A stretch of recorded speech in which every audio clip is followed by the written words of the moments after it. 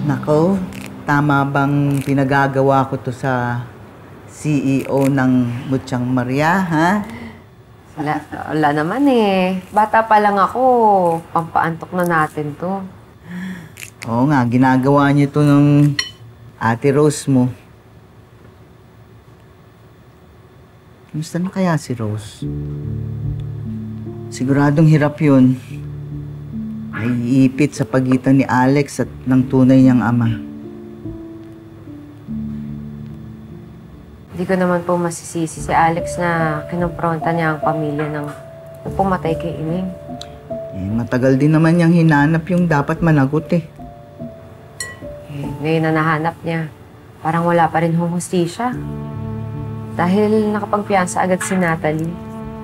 Alam naman po natin yung mga ganong klaseng tao, yung mga may pera. Madaling makatakas sa pananagutan. Sinabi mo pa.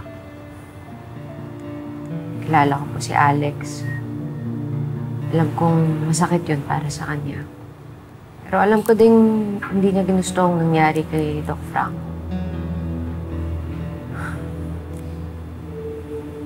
Sana lang hindi nasisihin ang sarili niya dahil lang doon. Bakit nagkakaganyan ka? Wala. Nag-aalala lang naman ako sa isang taong parang pamilya na rin natin. Yun lang.